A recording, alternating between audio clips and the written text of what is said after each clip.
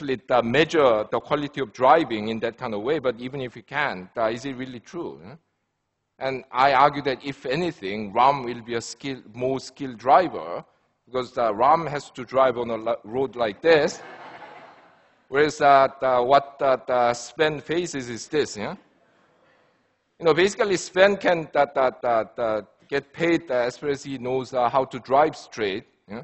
Whereas Ram has to dodge the cow, dodge the rickshaw, dodge the bicycles stacked 3 meters high with crates, you name it. Yeah? And then I explained that this is mainly about immigration control and so on. I wouldn't tell you more. I mean, you have to read this. I'm not going to give you, all the preview. So there are more things. So thing 19 says, despite the fall of communism, we are still living in planned economies. Yes, we are. Thing 4, the washing machine has changed the world more than the internet has. Thing 13, making rich people richer doesn't make the rest of the richer. Yes, I mean, the slogan during the Thatcher and New Labour period was that we first have to make rich people stinking rich, so that some money will flow down. Yeah? Actually, this hasn't happened. Yeah? And there are good reasons, and I explained the reasons in this thing. Yeah? Thing 22, financial markets need to become less, not more efficient. Thing 20, equality of opportunity may not be fair. Yeah, I recently had an article in The Guardian a couple of days ago on this issue. So if you're interested, you can read that. Thing 16, we are not smart enough to leave things to the market. Huh? Thing 23, good economic policies does not require good economists. That will make me very popular among my colleagues, but I'm already beyond the pale, so I don't really care.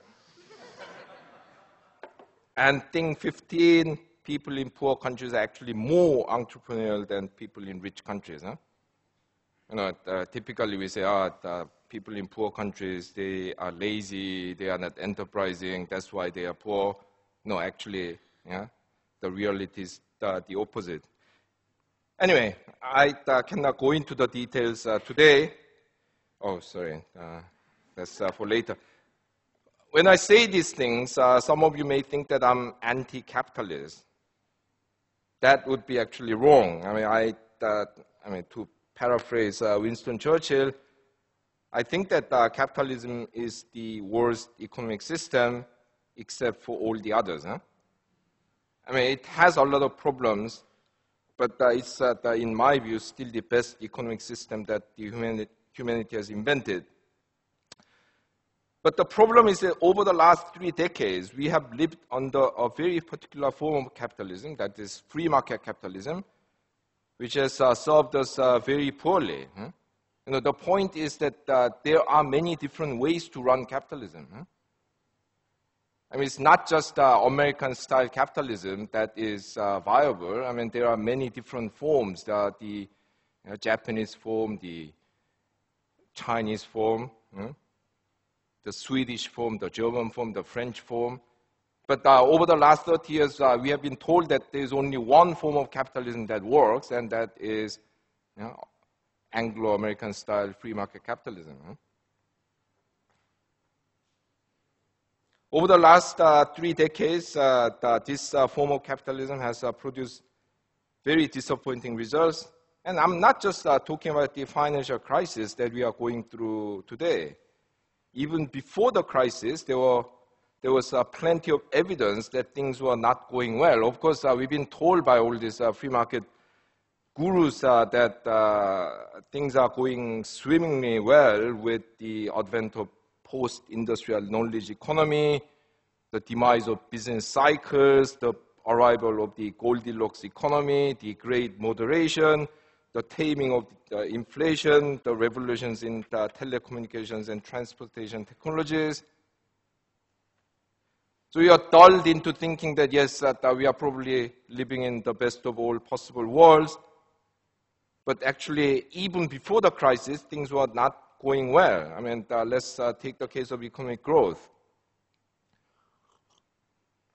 You know, free market advocates tell us that free market capitalism is the best at creating wealth, even if it may create inequality. Even many critics of the free market capitalism agree with this assertion, although then they would say that, however, the high inequality that it produces is morally unacceptable. But the truth is that free market capitalism has been actually very bad at generating growth. You know, in the 1960s and 70s, which free market economists like to describe as a period of disaster that was created by excessive government regulation and punitive taxation for the rich, during that period, the world economy is growing at about 3% per year in per capita terms. Over the last 30 years, the world economy grew at about half that rate. So this assertion that that this system may be harsh, it may create outcomes that some people might find morally unacceptable, but it's the most efficient system in terms of creating wealth. This is completely wrong. The world economy has actually dramatically slowed down over the last 3 decades of free market capitalism, and even that low rate would not have been achieved except for countries like China and India, which, while liberalized to an extent, is by no means following this free market model. And regions where this free market model has been most diligently applied, like Sub-Saharan Africa or Latin America, have seen basically very little growth. For another example, take the case of inflation. Free market advocates tell us that low inflation is a prerequisite for economic growth because it generates a stable environment that investors require. Well, I mean, the logic itself is not difficult to accept, but at least in the rich countries, we have achieved price stability in the last 2 decades.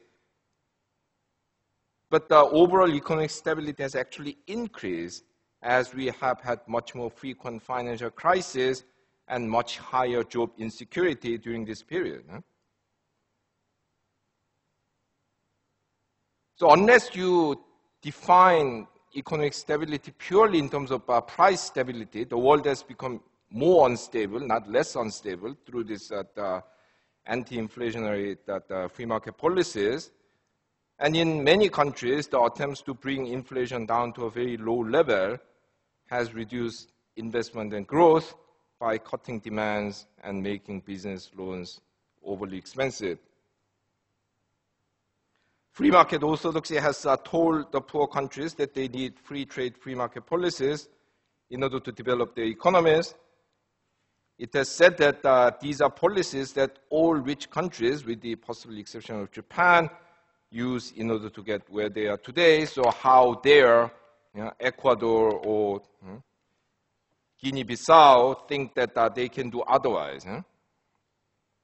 However, as I argue in my new book and in greater detail in my previous book, Bad Samaritans, which incidentally was also endorsed by Larry, but the previous publisher found it very amusing that I got a quote from Martin Wolf and Noam Chomsky.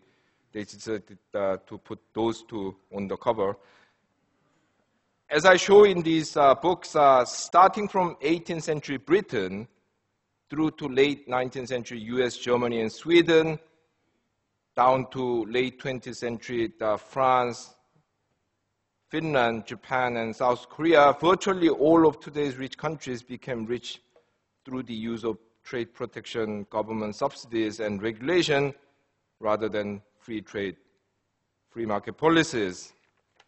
I could go on and on with these kind of things, but basically in the book I destroyed many of the kind of key myths in the free market ideology and try to make you things in the way that they really are. And in trying to explain these and other things, I try my best to dispel the widespread perception that economics is too complicated for non-economists. I say often in my lectures, but also in the book, that 95% of economics is common sense deliberately made complicated, while even the remaining 5% can be explained in its essence, if not in all